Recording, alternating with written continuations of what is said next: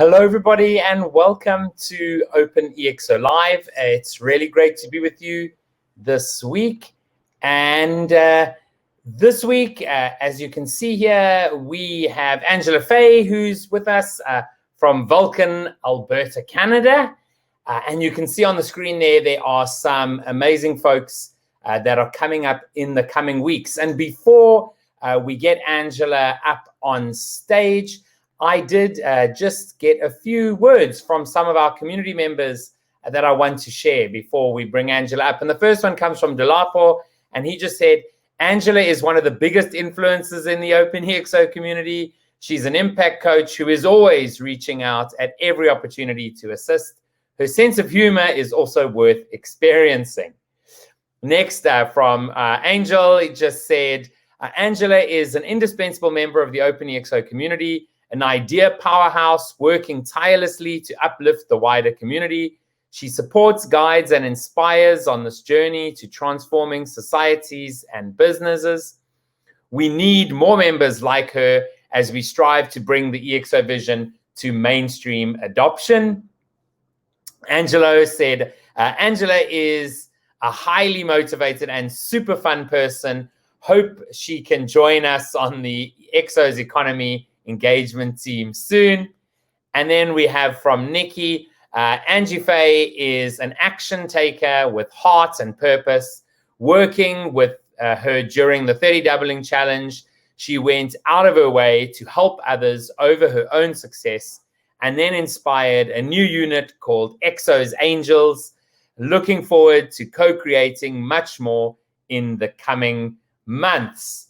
And so those are just some words from community members, and we're going to welcome up Angie. How are you doing today? Well, I'm doing great, but you caught me off guard with all of those compliments. And I just shout out to everybody who said all those lovely things. And I think that's just a testament to the bonding and the friendship that is here in the community after only a few months for me. So thanks, Kevin.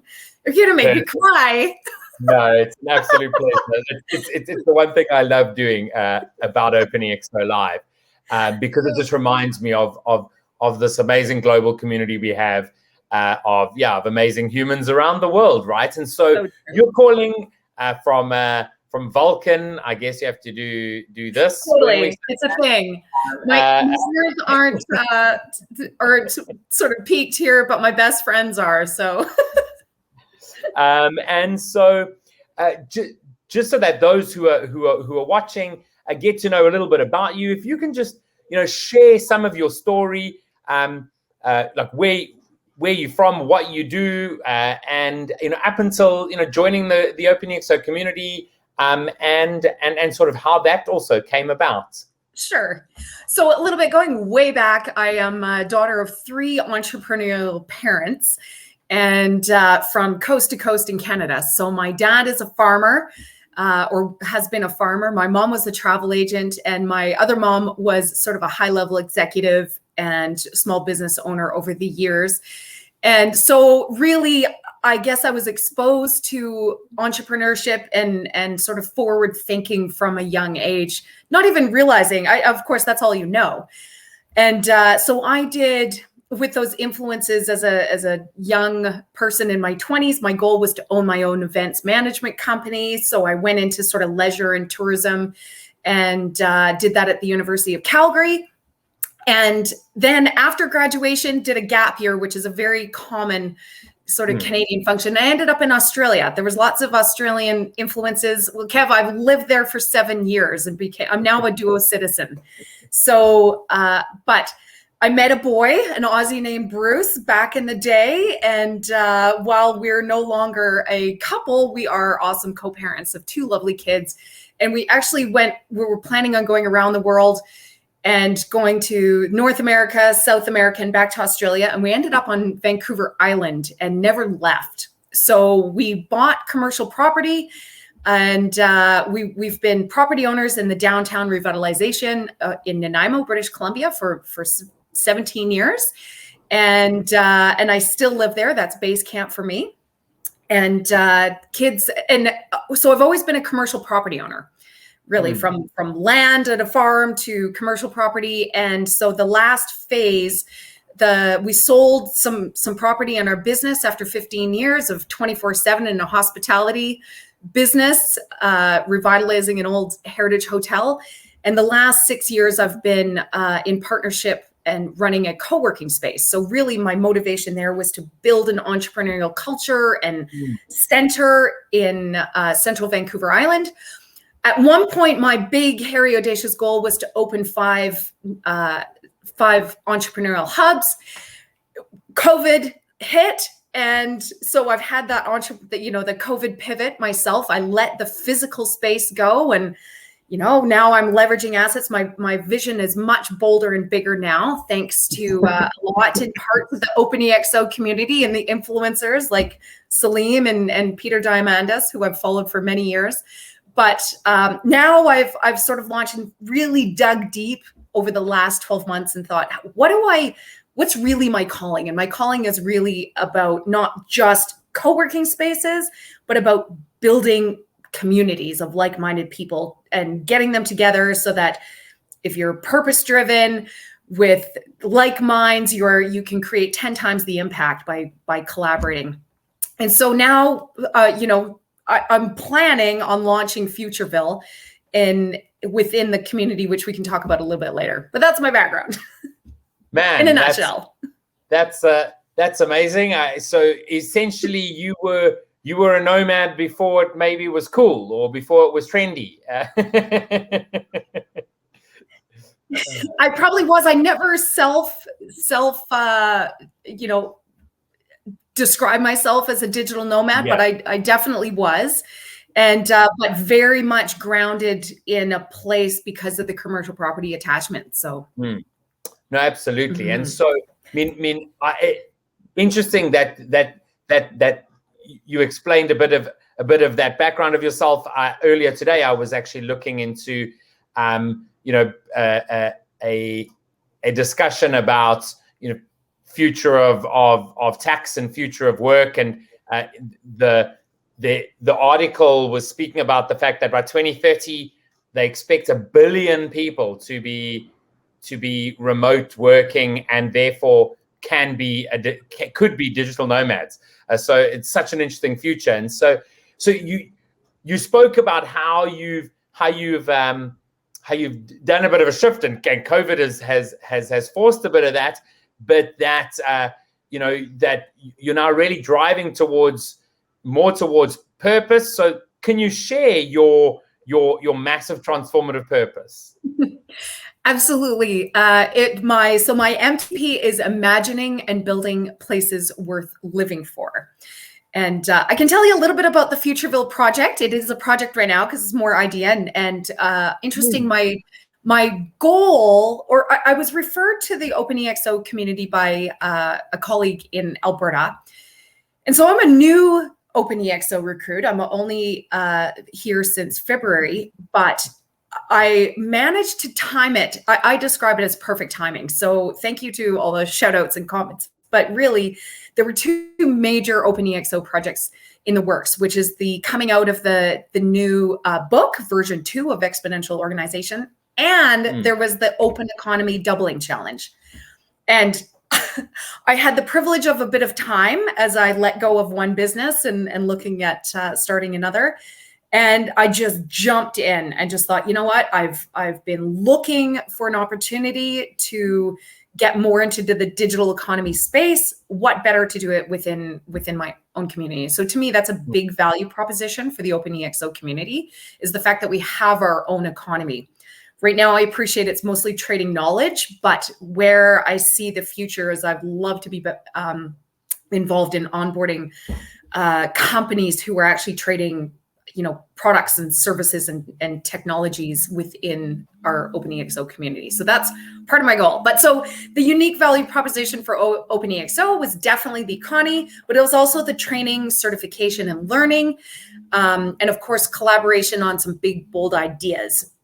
So that's another, this is really a community of inspiring people, and the ability to collaborate on projects and post them within the community is amazing. And so I have a new objective, which was not just to network, which was my original goal, but because of all the opportunities, it's to actually launch an exponential company completely from within the community.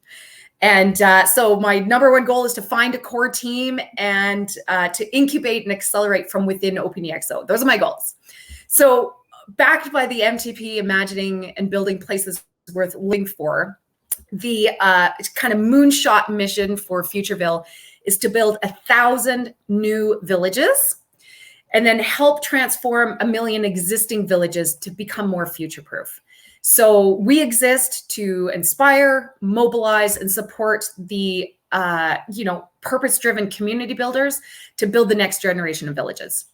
And what makes it unique, I think, as we come into this post-COVID era, is that they're hybrid physical digital places, backed by an MTP and adopting technology for good. So that's where I have a whole entire little one-page business model if you want to get into it, but really it's a hybrid community.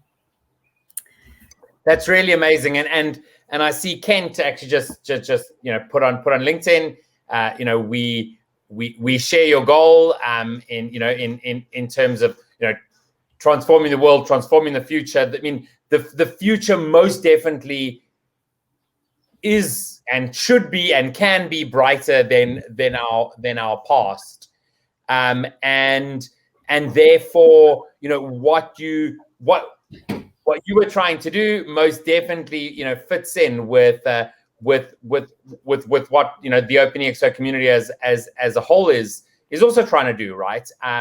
And so in terms of Futurville, as you've said, I mean it's something that you putting together, growing, and have you looked at the ExO model and how you look to leverage the different attributes?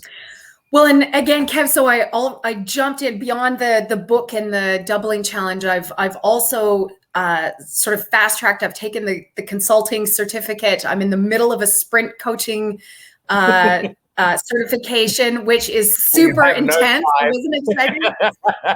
And I love it. And I have a great team from around the world. So it's really that practice of getting back into, working with a team, not just my own business and staff. So working with the team globally on collaboration and navigating that, we're in many different time zones around the world.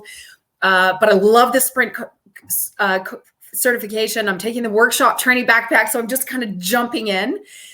What the benefit for me of a lot of this certification is you learn the language, you learn the methodologies, we have a chance to test the systems. And by systems, I mean things like, we've got the economy, we've got Discord, which is a communications, it's a social technology for us to leverage. Sway, which is amazing, right? Where we can actually pitch ideas within the community and then, get feedback from people around the world with a different perspective. And of course, in Sway, one of the advantages is that if there's mass adoption or there's a minimum viable product there, we actually can be rewarded and incentivized by the core team at OpenExO to progress a project. So all of this learning is great because suddenly once you've got the language and, we can talk about OpenExO attributes a little bit as far as skill and ideas, but you sometimes realize that you're using them without even knowing that you're using them. Yeah. But putting language around it has been a true gift for me. Being able to say, I knew that I had this big, bold vision, but I never called it a massively transformative purpose, right? And it helped me, the systems and the methodologies helped me get clarity so that I can communicate it really quickly. And the training and the certifications allow me to, test, right? There's all these critical questions along the way. They go, okay, well, is you know, like the mom test, is somebody going to understand what you're saying very quickly? And so it's been a great, you know, the whole training and certification is a combination of learning, fine-tuning communication, getting my thought process in order, and of course, meeting fantastic people. So that's been my experience so far in OpenExO. No, awesome. The economy is amazing. So I've had some successes with projects already. So we can talk about that if you want to. No, absolutely. So I think it's Suman, who's an ambassador from India. I mean, says it best in that he was like, he actually came for the methodology and sort of stayed for the community, right? That it's Absolutely. whilst the ExO model is really important, because it's really what underpins, around belief on what the future looks like, what future organizations look like. Like you've said, there are people who are actually perhaps implementing different attributes without knowing it, and that then means that you can't actually measure and test and make sure that you are actually moving in the right direction. If you don't have, I like how you've put it, sort of have the language to actually do that. So that's really, really, really interesting. And as you say, I mean, you've been a part of the community for only since the end of Feb, I think. But really taken a deep dive, which is really interesting, because they within the community there are those that do exactly what you've done, right? It's like jumping in and getting in there all at once, and then there are those that take their time and move across pretty slowly. And I think we may have just lost Angela in terms of her connection there, and we'll hopefully get her back soon.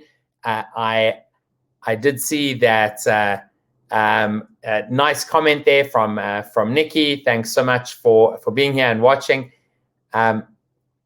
We will. I'm sure Angie's going to come on, and she is back. I think something happened to your computer there, Angie. I totally did.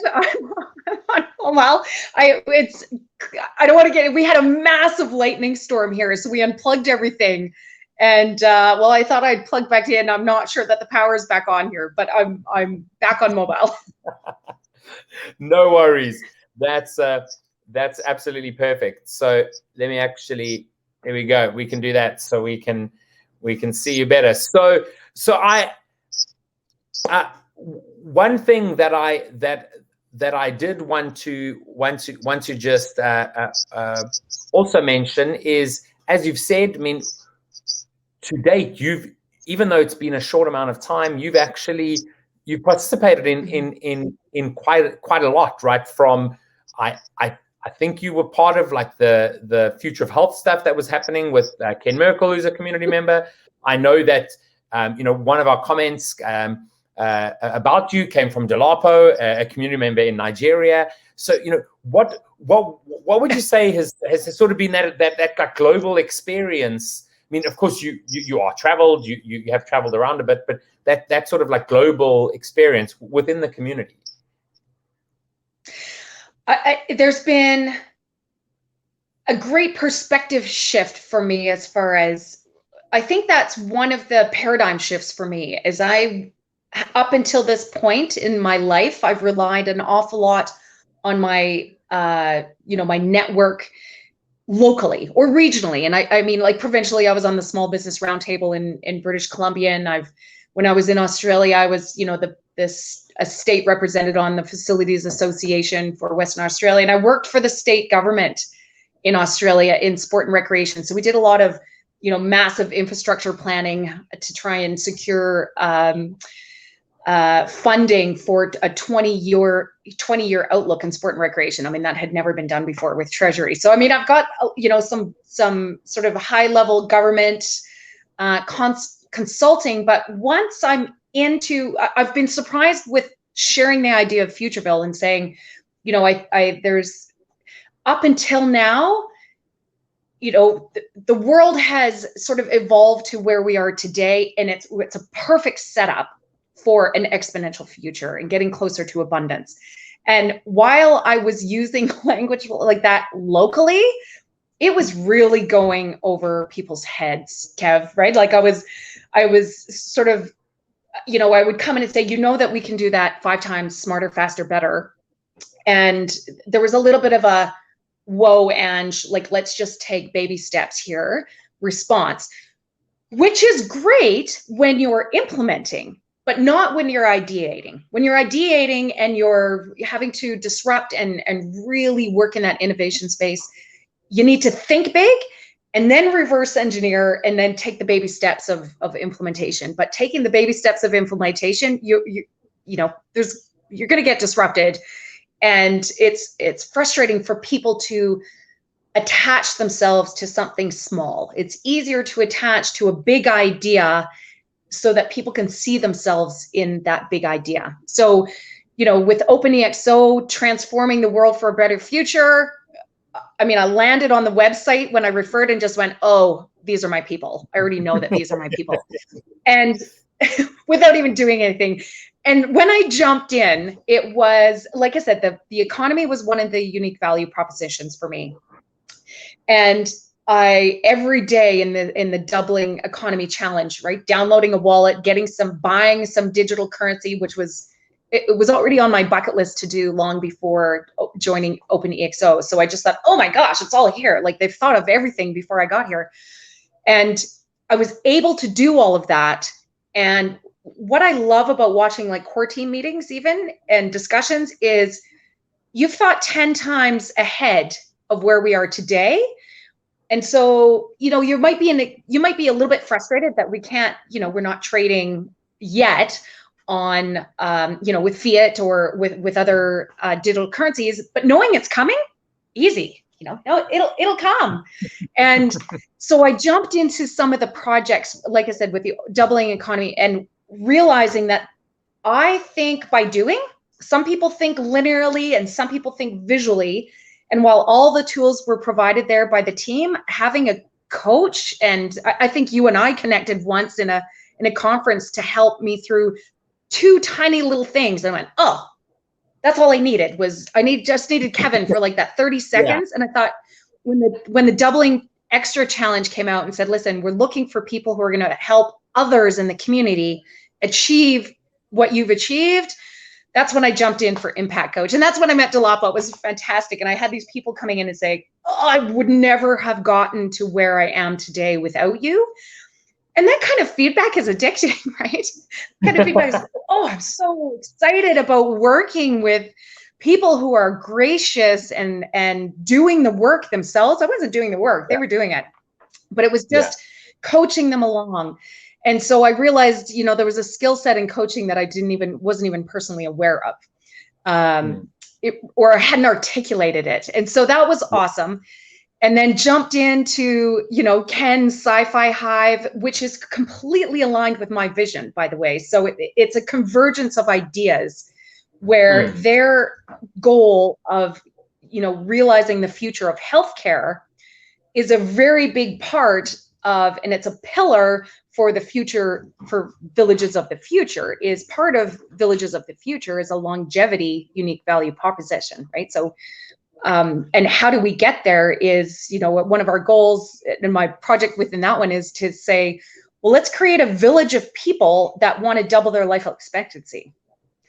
I don't have all the answers of how that's going to happen yet. I just know that the right people need to be in the room and we need to ask the right questions, and then we'll have tools and solutions that come up. But first of all, you need to create the space and attract the people to that big, hairy, audacious goal in order to make the impact. So that's just an example of one project that I've been involved in. Absolutely. And the second one is the... Yeah. Oh, sorry, Angie. So I was going to say, I mean, if in terms of Futurville, I mean, if people are interested in what you're speaking about, how should they actually connect? Well, right now, LinkedIn is my major sort of touch point. So that's really my first step on creating the aggregating like minds. So I've stuck to just a very simple MVP of a LinkedIn page. And like I said, my goal is I'm finishing the sprint certifications and the workshop trainer by the August. And then I'm looking to be incubated and coached myself in startup. And I've already met some great individuals. I don't necessarily want to trump them, but I'm hoping that we can collaborate because they have almost the exact same big goal of building villages of the future. And that is the alignment that can happen within the OpenExO community, right? You have to say it out loud. And I have to say, this is my big goal. And then when people blend big goals, you think, well, there's my core team. Like and then all of the little projects that I've initiated within OpenExO are already pillars of what Futurville will be. Like, one of our unique value propositions is having a digital economy. Well, why not use OpenExO tokens? So the Angels project, for instance, can easily be a tool to onboard companies, again, to trade their services. So it's in my best interest to make sure that process is streamlined and scalable before we go out to market. Absolutely. And so, I mean, Angie, we could keep talking, but we do like to try and keep these to 25 minutes max. And so we have just gone over that. So as we end off, what is it that you'd like to share with the people watching, as well as those who watch this as a recording? Well, I think the takeaway I'd like people to leave with is a sense of gratitude and openness and curiosity about the OpenExO community. And I think regardless of what community you're in, whether it's this one or a future village that we'll be part of, you get out what you put in. So finding the right village and community and network of people to work with is really how Futurville got launched. So, as I talk to people about what's their 10 times goal, right? They're in business right now. They've kind of, they're doing it because it's been easy up until the point, but if they could wave a magic wand and say, what does your future look like? Almost everybody says, I want to be in a community with my family, with my friends. I want to have leisure pursuits. I want to contribute to my community and my world. And I said, well, why don't we do that today? Why are we waiting till retirement to do that for you? Let's build a private village for you, whether it's 50 people or 150 people or 1,500 people. Let's do that now and back it up with an MTP and a purpose.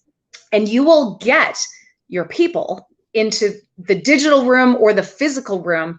And then we'll start using technologies like 3D printed houses so that you have less maintenance and they're lasting 100 years, or you're using healthcare technology that's going to, help you live better quality healthily and, not have illnesses and things like that. So it's really, let's not wait for the future. Let's create it, design it, build a village, starting tomorrow. That would be what I would like to invite people to do. And I've got the tools and the backup to help them get there. Awesome. Well, it's been amazing chatting to you. Always great to chat to you. I hope you have a fantastic day there. I hope that all the electricity stuff works out and that everything's good.